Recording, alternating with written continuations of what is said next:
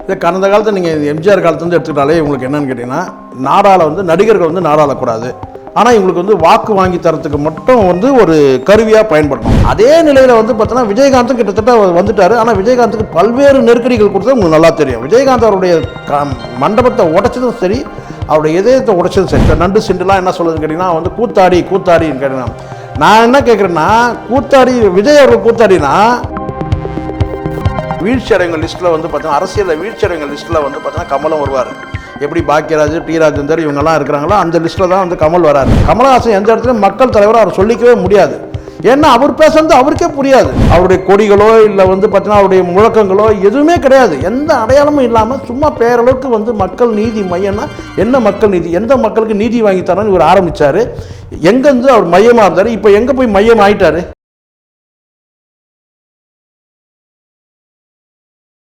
Sir, பொதுவாக இந்த திமுக கட்சியினோட இந்த கட்சி தொண்டர்கள் இருக்காங்கல்ல, அவங்க எந்த நடிகர் கட்சி ஆரம்பித்தாலும் ஒரு விமர்சனத்தை வச்சிடுறாங்க. அவங்களுக்கு எதிரான ஒரு ஆட்களாகவே நினைக்கிறாங்களா? இப்போ ரஜினிகாந்த் அந்த டைமில் கூட அரசியல் கட்சி தூங்கும் போது பெரும்பாலும் ரஜினிகாந்தை விமர்சனம் பண்ணவங்க யாருங்க அப்படின்னு சமூக வலைத்தளத்தில் பார்த்தோம்னா திமுக தொண்டர்களாக தான் இருக்காங்க அவங்க. அதே மாதிரி இப்போ விஜய்க்கும் கட்சி ஆரம்பிக்கும் போது அதே மாதிரி அந்த திமுக சார்பு இந்த தொண்டர்கள் தான் விமர்சனம் பண்ணுற மாதிரியும் சமூக வலைத்தளங்களில் நிறைய கேள்விகள் எழுது. திமுகவை பொறுத்த வரைக்கும் ஒரு நடிகர் வந்துடக்கூடாதுன்ற ஒரு அச்சம் இருக்குன்னு எடுத்துக்க முடியுமா இதனால்? இதை கடந்த காலத்தில் நீங்கள் எம்ஜிஆர் காலத்துலேருந்து எடுத்துக்கிட்டாலே உங்களுக்கு என்னன்னு கேட்டிங்கன்னா, நாடாள நடிகர்கள் நாடாளக்கூடாது, ஆனால் இவங்களுக்கு வாக்கு வாங்கி தரத்துக்கு மட்டும் ஒரு கருவியாக பயன்படணும். இவங்களுக்கு என்ன நடிகர்கள் இப்போ அவங்க எடுத்துங்களேன், அங்கே இருக்கிற பார்த்தீங்கன்னா ஒரு அதிகபட்சம் ஒரு நடிகர்கள் சட்டமன்ற உறுப்பினர் தாண்டி போயிருக்க மாட்டாங்க. அது யார் வேணால் இருக்கட்டும். ஒரு இயக்குனர் ராமநாதன் சட்டமன்ற உறுப்பினர் இருந்தார், ஒரு வாகை சந்திரசேகர் ஒரு சட்டமன்ற, அதை தாண்டி இவங்க அடுத்த கட்டத்துக்கு கொண்டு போக மாட்டாங்க. கட்சியிலேயே கொண்டு போக மாட்டாங்க. கட்சியோட முக்கிய கீ போஸ்ட்லேயே கொண்டு போக மாட்டாங்க. ஒரு நடிகர்னா ஒரு வாக்கு வாங்கி தரக்கூடிய ஒரு கருவி மாதிரி இருக்கணும்னு பார்த்தபோது அந்த இடத்துல எம்ஜிஆர் அவர்கள் பார்த்தீங்கன்னா அங்கே ஒரு உச்சநிலையை அடைஞ்சார். எம்ஜிஆர் அரசியலில் அதே நிலையில் பார்த்தோன்னா விஜயகாந்தும் கிட்டத்தட்ட வந்துட்டார். ஆனால் விஜயகாந்துக்கு பல்வேறு நெருக்கடிகள் கொடுத்தது உங்களுக்கு நல்லா தெரியும். விஜயகாந்த் அவருடைய மண்டபத்தை உடைச்சதும் சரி, அவருடைய இதயத்தை உடைச்சதும் சரி. அந்த அளவுக்கு பார்த்தீங்கன்னா தேவையில்லாத ஒரு அந்த பாலத்தை உருவாக்கி எவ்வளோ நெருக்கடிகள் கொடுத்தாங்க. வெறும் பார்த்தீங்கன்னா விமர்சனங்கள் மட்டுமே இல்லை, எப்படிப்பட்ட நெருக்கடிகள்லாம் இவர் கொடுத்தாங்க. அதனால தான் ஓபிஎஸ் சொல்கிறாருன்னு கேட்டால், விஜய் அவர்கள் சவால்களை சந்திக்க வேண்டியது இருக்கும்ன்ற ஒரு வார்த்தையை சொல்கிறார். அது கேட்டால் அது ஒரு ஆலோசனையாக இருக்கலாம், ஒரு எச்சரிக்கையாக கூட எடுத்துக்கலாம். ஆனால் அவர் சொன்ன வார்த்தை, ஓபிஎஸ் சொன்ன வார்த்தை என்னென்னு கேட்டிங்கன்னா, விஜய் அவர்கள் வாழ்த்து தெரிவிக்கிறார், அவர் சவால்களை சந்திக்க எதிர்கொள்ள வேண்டியிருக்கும் அப்படின்றார், எதிர்கொள்வார் அப்படின்ற மாதிரி ஒரு நம்பிக்கையோட ஒரு பாசிட்டிவ் லைன் தான், நெகட்டிவாக எடுத்துக்க முடியாது. ஆனால் பொதுவாகவே திமுக கேட்டால் ஒரு நடிகர்கள் அவங்க குடும்பத்தில் நடிகர்கள் தான் வரலாம். அவங்க குடும்பத்தில் எல்லாமே அவங்க குடும்பத்தில் இருக்கணும் அப்படின்னு தான் அவங்க வரவேற்பாங்க. தவிர மாற்றுனா இது எனக்கு தெரிஞ்ச வரைக்கும் இது ஒரு ஆரோக்கியமான அரசியல் கிடையாது. இது உதயநிதி அவர்களுக்கு நேருக்கு நேர் பார்த்தீங்கன்னா தன் அரசியல் எதிரின்னு டிக்ளேர் பண்ணாரா? கிடையாது. அவர் ஒரு அரசியலில் அவரும் தான். இப்போ நான் கேட்குறேன், இந்த கூட்டணி கட்சியில் இருக்கிற இந்த நண்டு சிண்டுலாம் என்ன சொல்லுதுன்னு கேட்டிங்கன்னா, கூத்தாடின்னு கேட்டிங்கன்னா, நான் என்ன கேட்குறேன்னா, விஜய் அவர்கள் கூத்தாடினா அப்போ உதயநிதி யாருன்னு கேட்குறேன் நான். அவரும் கூத்தாடின்னு தானே இருந்திருக்காரு, இன்னும் கூட ஆடிட்டு தானே இருந்தார். இப்போ கூட மாமன்னனில் ஆடினார்ல. நடிகர்கள் கூத்தாடின்னு சொல்கிறது பார்த்தீங்கன்னா தவறுங்க. கூத்தாடின்ற வார்த்தையை நீங்கள் பயன்படுத்தி எந்த காலத்தில் பயன்படுத்துகிறீங்க? நான் கேட்குறேன், அந்த கூத்தாடி வச்சுட்டு தானே நீங்கள் பிரச்சாரமே பண்ணுறீங்க.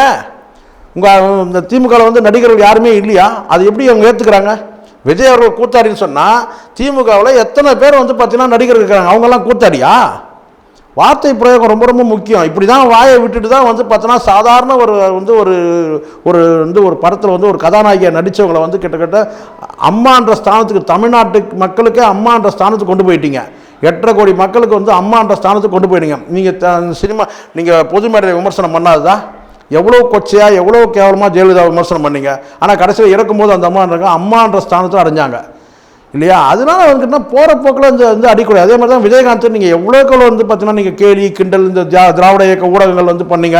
நீங்கள் தொட்டவங்கள்லாம் எப்படி இருக்கிறாங்கன்னு பாருங்கள். விஜயகாந்த் கிட்டத்தட்ட அவர் இறக்கும் போது அரசியல் கட்சியில் வேணால் அவர் வீழ்ச்சி அடையும். ஆனால் ஒரு பெரிய தலைவராக பார்த்தீங்கன்னா எம்ஜிஆருக்கு நிகரான கூட்டம் வந்துச்சு அவருடைய மரணத்துக்கு. எவ்வளோ பெரிய புகழ், அந்த புகழ் எப்படி கிடச்சிது?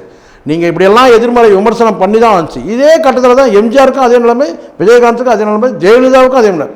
கிட்டத்தட்ட அடுத்த கட்டம் பார்த்தீங்கன்னா விஜய் அவர்கள் பார்த்தீங்கன்னா மிகப்பெரிய ஒரு தலைவராக உருவாகிற போகிற நீங்கள் பண்ணுற விமர்சனங்கள் போது மக்கள்கிட்ட ஆதரவு இருக்கா இல்லையான்னு இனிமேல் தான் தெரிய வரும். ஆனால் நீங்கள் பண்ணக்கூடிய அந்த எதிர்மறை விமர்சனங்கள் எல்லாமே எம்ஜிஆருக்கு நீங்கள் பண்ணது, ஜெயலலிதாவுக்கு பண்ணது, விஜயகாந்துக்கு பண்ணது, இப்போ விஜய்க்கு நீங்கள் பண்ணுறீங்க. ஆனால் பண்ணுங்க, அதை எதிர்கொள்கிற இடத்துல வந்து பார்த்தீங்கன்னா அந்த இயக்கத்தில் இருக்க தலைவர்கள் அடுத்து இன்னும் சொல்லப்போனால் நீங்கள் இவ்வளோ விமர்சனம் பண்ணுறீங்கல்ல, இன்னும் அதில் இருக்கிற நிர்வாகிகள் உருவாக்கப்படலை. மாநில நிர்வாகிகள் யாரும் தெரியாது, மாவட்ட நிர்வாகிகள் யாரும் தெரியாது, இன்னும் வந்து பகிரங்கமாக அது வந்து வெளிப்படலை.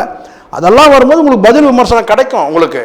ஆனால் அதுக்குள்ளே உங்களுக்கு என்னன்னு கேட்டால் அவசரமாக கேட்டால் எவ்வளோக்கு எவ்வளோ வேகமாக நீங்கள் வந்து ஒரு தலைவரை உருவாக்குறீங்கன்றது நம்ம பார்த்துன்னு தான் இருக்கோம். மக்கள் உருவாக்குறவங்களே நீங்கள் உருவாக்க ஆரம்பிச்சிட்டீங்க.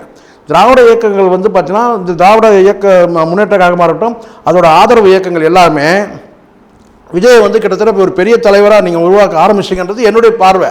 சார், இன்னொரு முக்கியமான கேள்வி என்னன்னா, விஜய் அவர்கள் ஒரு நடிகர் என்பதனால அவரை சார்ந்துள்ள நடிகர்கள், அதாவது அவர் ஈக்குவலான இருக்கிற நடிகர்களும் இல்லை அவருக்கு மேலே இருக்கிற நடிகர்கள், இப்போ உதாரணமாக சொல்லணும் ஒரு ரஜினிகாந்தாக இருக்கட்டும், ஒரு அஜித்தாக இருக்கட்டும், இவங்கெல்லாம் வந்து இன்னும் அரசியலுக்கும் வரல, அவங்க அரசியலுக்கு உண்டான விஷயங்களும் முன்னெடுக்கல. அவர்களது ரசிகர்கள் ஓட்டு வந்து விஜய்க்கு கிடைக்குமா அப்படின்ற ஒரு கேள்வி எழுது. இன்னொரு கேள்வியும் முன்வைக்கப்படுற, ஒரு நடிகர் சொல்லிட்டாலும் உடனே வந்து ரசிகர்கள் ஓட்டு போட்டுருவாங்களா, அந்த கேள்வியும் முன்வைக்க தோணுது. சார், இப்போ நான் திரும்ப சொல்கிறேன், விஜயகாந்த் அவர்களை காட்டிலும் திட்டமிட்ட ஒரு அரசியல் கட்சியாக வந்து இது உருவாகுது. எப்படின்னா ரசிகர் மன்றங்கள் வந்து பார்த்தீங்கன்னா வந்து ஓவர் நைட்டில் வந்து அப்படியே வந்து கட்சியாக மாற்றினவங்க வந்து பார்த்தீங்கன்னா அது எம்ஜிஆராக இருக்கட்டும், விஜயகாந்த் அவர்கிட்ட பார்த்தீங்கன்னாக்கா என்னைக்கு வந்து பார்த்தீங்கன்னா இவங்க அரசியலுக்கு வரணும்னு தீர்மானிக்கிறாங்களோ, எப்போ கட்சி ஆரம்பிக்கலாம் அன்னைக்கு மாறிச்சு. ஆனால் விஜய் அவர்கள் அப்படி கிடையாது.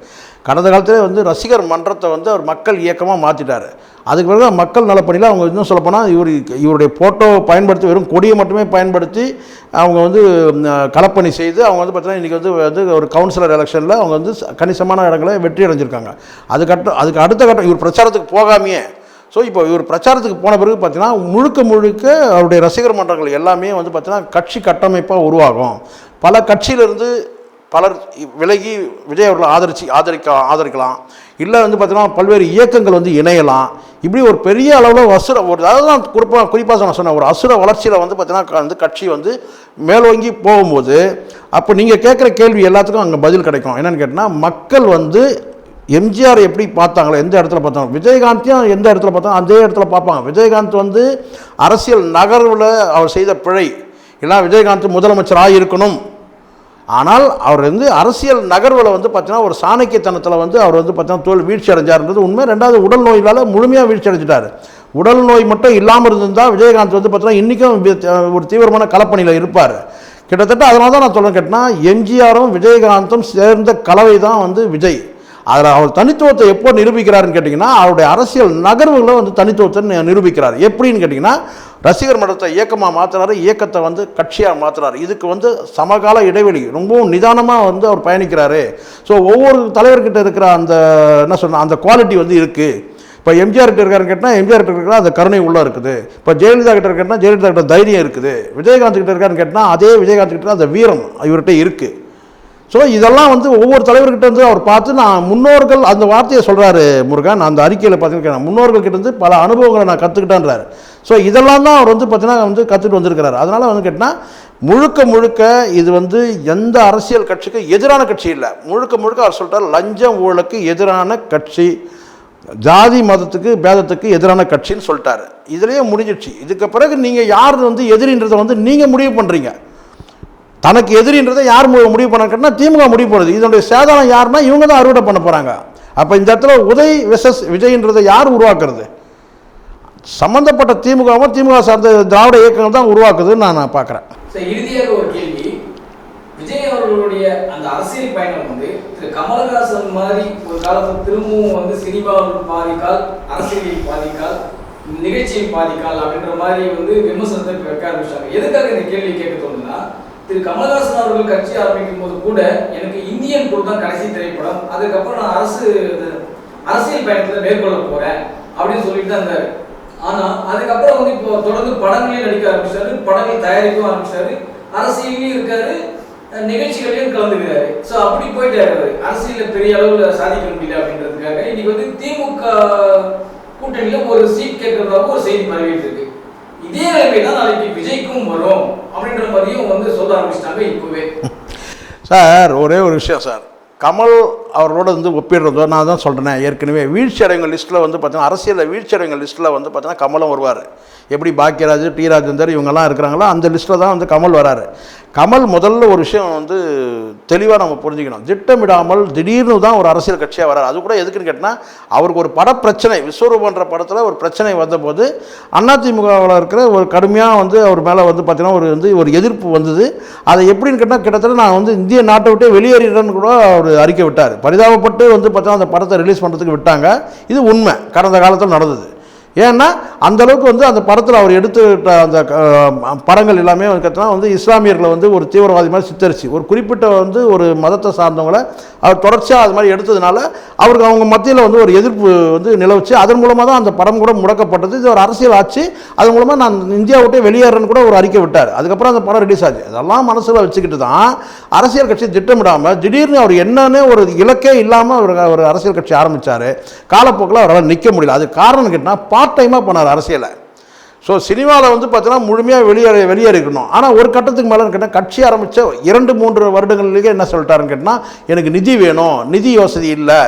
3/2 ஆமாம் 3ஆம் தேதி 2ஆம் மாதம் 2022 சரியான கொரோனா உச்சகட்டம். அந்த டைமில் இவர் என்ன சொல்கிறாருன்னு கேட்டால் எனக்கு வந்து அரசியல் கட்சி நடத்துறதுக்கு எனக்கு பணம் இல்லை, நீங்கள் நன்கொடை கொடுங்கன்னு சொல்லி கேட்டார். எவ்வளோ நன்கொடை வந்ததுன்னு இன்றைக்கி வரைக்கும் தெரியல. ஆனால் அன்னைக்கு பணம் இல்லைன்னு சொன்னவர், அதனால தான் என்னால் வந்து மக்கள் நல பணி செய்ய முடியலன்னு சொன்னவர், அதுக்கு பிறகு வந்து பார்த்தீங்கன்னா கிட்டத்தட்ட ஒரு 100 கோடி முதலீட்டை போட்டு கிட்டத்தட்ட 600 கோடி வந்து பார்த்தீங்கன்னா அவர் வந்து சம்பளம் பணம் வருவாய் வந்தால் சொல்கிறாங்க. அது கூட குறைவாக சொல்கிறாங்க. சரிங்களா? உண்மையாக வந்து வருவாயே வேறு. விக்ரம் 2 அந்த படத்தில் வந்து பார்த்தீங்கன்னா வந்த வருவாயே போதும் இவர் அரசியல் கட்சி நடத்தணும்னா மக்கள் நலப்பணி செய்கிறதுக்கு போதுமான அளவுக்கு பணம் வந்திருக்கு. கிட்டத்தட்ட வந்து 100 கோடி போட்டு 600-700 கோடி வந்து பார்த்தீங்கன்னா வந்து அரசுக்கு காட்டப்பட்ட கணக்கே 600 கோடி. அது எவ்வளோ வந்திருக்குன்னு சொல்ல முடியாது. அப்படி இருக்கும்போது பணமும் வந்துருச்சு, நன்கொடை எவ்வளோ வந்ததுன்னு தெரியாது. ஆனால் வந்து பார்த்தீங்கன்னா அவரால் ஃபீல்டில் நிற்க முடியல. இப்போ கடைசியில் என்ன செஞ்சுட்டாருன்னு கேட்டால் ஒரே ஒரு சீட்டுக்கு வந்து திமுக கிட்டே ஐக்கியமாட்டார். எந்த திராவிட கட்சிகளை எதிர்த்து இவர் வந்து கட்சி ஆரம்பித்தாரோ அவங்கக்கிட்டே போய் வந்து சரண்டர் ஆகிற மாதிரி ஆகிட்டார். இவர் ஒரே ஒரு சீட்டு தான் அவருடைய இலக்கு. அந்த ஒரு சீட்டை கூட பார்த்தீங்கன்னா அவர் வாங்கியிருந்த வாக்கு சதவீதம் 10%. அந்த 10% கூட பார்த்தீங்கன்னா இன்றைக்கி டேட்டுக்கு இருக்காது. அவரால் அவருக்கு ஒரு சீட்டு கொடுக்கறதே என்ன கேட்டால் வந்து பார்த்தீங்கன்னா திமுக கொடுக்குமான்னு தெரியல. கொடுத்தாலும் அது வேஸ்ட்டு. ஏன்னா அந்த ஒரு தொகுதியிலே ஒரு கூட்டணியிலேயே ஒரு வெற்றி அடையத்துக்கு போராடணும். அப்படிப்பட்டவரை கொண்டு வந்து மிகப்பெரிய ஒரு மக்கள் தலைவருக்கு முன்னாடி வந்து பார்த்தீங்கன்னா கமலஹாசன் எந்த இடத்துலையும் மக்கள் தலைவரை அவர் சொல்லிக்கவே முடியாது. ஏன்னா அவர் பேசுறது அவருக்கே புரியாது. மக்கள்கிட்ட அவர் என்ன பேசுவார்? நீங்கள் கொள்கையை பேச வேணாம், சாதாரணமான ஒரு மேடை பேச்சை மக்கள்கிட்ட போய் ரீச் ஆகலை. பேச தெரியாத ஒரு மனிதர், பேச தெரிஞ்சுதான் நினச்சிக்கிட்டு பேச தெரியாத பேசுறது இல்லை வந்து புரியாத வந்து தமிழையே வந்து பார்த்தீங்கன்னா ஒரு புரியாத மொழியாக பேசணும் யாருன்னு கேட்டால் கமலஹாசன் போய் மக்கள்கிட்ட ரீச் ஆகலை. ஸோ மக்கள்கிட்ட தோல்வி அடிச்சு அவரை கொண்டு வந்து விஜய் அவர்களோட ஒப்பிடக்கூடாது அப்படின்னு நான் சொல்கிறேன். நீங்கள் வந்து ஒருபோதும் வந்து பார்த்தீங்கன்னா நீங்கள் வந்து ஒரு குங்கம் வச்சுட்டாரு இவர் வந்து பிஜேபிக்காரன் கேட்டால் குங்கம் வச்சவங்க அத்தனை பேர் பிஜேபிக்காரங்கன்னா வந்து பார்த்தீங்கன்னா இன்றைக்கி அவங்க தான் வந்து பார்த்தீங்கன்னா ஒட்டுமொத்த பெண்களும் வாக்களிக்கணும், பிஜேபிக்கு தான் வாக்களிக்கணும். இதெல்லாம் வந்து சிறுபலித்தனமானது. பொட்டு வச்சவங்களாம் வந்து பிஜேபி ஆகிட முடியுமா? அது ஆணாக இருக்கட்டும் பெண்ணாக இருக்கட்டும். நான் கேட்குறேன். அப்படி பார்த்தா இன்றைக்கி பாதி பெண்கள் வந்து பார்த்தீங்கன்னா வந்து பொட்டு வைக்கிறவங்க தான். அதனால் இதெல்லாமே வந்து ஒரு அற்பத்தனமான காரணங்கள். ஒருபோதும் கமலஹாசனோட வந்து விஜய் ஒப்பிடுறதே வந்து அது வந்து என்ன சொல்லுன்னா ஒரு முட்டாள்தனமானது. கமலஹாசனை நீங்கள் வந்து அவர் அரசியல் கட்சி தலைவராகவே நீங்கள் சொல்ல முடியாது. முழுக்க அவர் வந்து பார்த்தீங்கன்னா அவருடைய இலக்கு என்ன, அரசியலில் அவருக்கு இலக்கு என்னன்றதே அவர் தெரிவிக்கலை. இன்றைக்கும் பார்ட் டைம் தான். என்றைக்கு வந்து அந்த வந்து பிக் பாஸ்ன்ற நிகழ்ச்சியில் வந்து ஒரு அரசியல் கட்சி தலைவராக இருந்து பிக் பாஸ் மாதிரி ஒரு மோசமான ஒரு ஒரு தொலைக்காட்சி நிகழ்ச்சியில் வந்து அவர் இருந்தாரோ அன்றைக்கே அவருடைய மரியாதைலாம் போயிடுச்சு. பகுதி நேரமாக வந்து பண்ணார், ஏதோ அரசியல் கட்சியில் ஏதோ ஒரு பார்ட் டைம் ஜாப் அப்படின்ற மாதிரி. அதனால் அவர் வந்து அவருடைய கொடிகளோ இல்லை வந்து பார்த்தீங்கன்னா அவருடைய முழக்கங்களோ எதுவுமே கிடையாது. எந்த அடையாளமும் இல்லாமல் சும்மா பேரளவுக்கு வந்து மக்கள் நீதி மையம்னா என்ன மக்கள் நீதி, எந்த மக்களுக்கு நீதி வாங்கி தரணும்னு இவர் ஆரம்பித்தார். எங்கேருந்து அவர் மையமாக இருந்தார், இப்போ எங்கே போய் மையம் ஆகிட்டார் சொல்லுங்கள்? அதெல்லாம் ஒன்றுமே இல்லை. அதனால் வீழ்ச்சி அடைஞ்சவங்க லிஸ்ட்டில் வச்சு பேசாதீங்க. அரசியலில் வாழ்ந்தவங்க யார், அரசியலில் வெற்றி அடைஞ்சவங்க யார்? எம்ஜிஆர் அரசியலில் வெற்றி அடைஞ்சார், அவரோட ஒப்பிட்டு பேசுங்க. விஜயகாந்த் வெற்றி அடைஞ்ச மனிதர், எதிர்கட்சி அளவுக்கு போனார், முதலமைச்சர் ஆகியிருக்க முடியும். ஆனால் அரசியல் நகர்வுலையும் அவருடைய நோய்விலையும் வந்து பார்த்தீங்கன்னா அவர் வீழ்ந்ததுனால தான் வந்து பார்த்தீங்கன்னா வீழ்ச்சியை தவிர அவர் வெற்றி அடைஞ்ச மனிதர்ன்றதுக்கு காரணம் கேட்டால் அவருடைய துக்க நிகழ்ச்சிக்கு வந்து இந்த மக்கள் தான் சாட்சி. ஸோ அந்த வகையில் வந்து பார்த்தீங்கன்னா விஜய் வந்து பார்த்தீங்கன்னா ஒரு மூன்றாவதாக ஒரு மிகப்பெரிய வந்து நடிகராக இருந்து மூன்றாவதாக மிகப்பெரிய அளவில் அது ஜெயலலிதா அவர்களை கூட நீங்கள் எடுத்துக்க முடியும். பட் ஸ்தாபகர்கள்ன்ற அந்த அடிப்படையில் நீங்கள் பார்த்தீங்கன்னா எம்ஜிஆர் வந்து அந்த கட்சியை ஸ்தாபித்தார். ஜெயலலிதா அவர்களும் அந்த கட்சியை நடத்தியிருக்கலாம். ஆனால் அடுத்தது ஸ்தாபனம் பண்ணுறது வந்து கட்சியை வந்து நிறுவனம் பண்ணது வந்து பார்த்திங்கன்னா வந்து விஜயகாந்த். இப்போ மூன்றாவதாக வந்து விஜய். அந்த வகையில் வந்து பார்த்திங்கன்னா எம்ஜிஆர், விஜயகாந்த், விஜய்ன்றது வந்து பார்த்திங்கன்னா அந்த வரிசையில் பாருங்கள். தோற்று போனவங்களை வந்து பேசாதீங்க. தோற்று போனதுங்க கூட பார்த்தீங்கன்னா ஒரு கௌரவமான தொழில் தான் பரல. எங்கே யாரை எதிர்த்து ஆரம்பித்தாங்களோ அங்கேயே போய் ஐக்கியமானவங்களை பற்றி பேச்சுக்கே இடம் இல்லை. கமலஹாசன் ஒரு பொருட்டே கிடையாது. இன்னும் சொல்லணும்னா ஒரு அசிங்கமான அரசியலின் அடையாளம் தான் வந்து கமலஹாசன் நான் சொல்லுவேன். சார் இவ்வளவு நேரம் அழகான விளக்கம் கொடுத்ததுக்கு மிக்க நன்றி சார். நான் மீண்டும் பயணிப்போம். நன்றி முருகன்.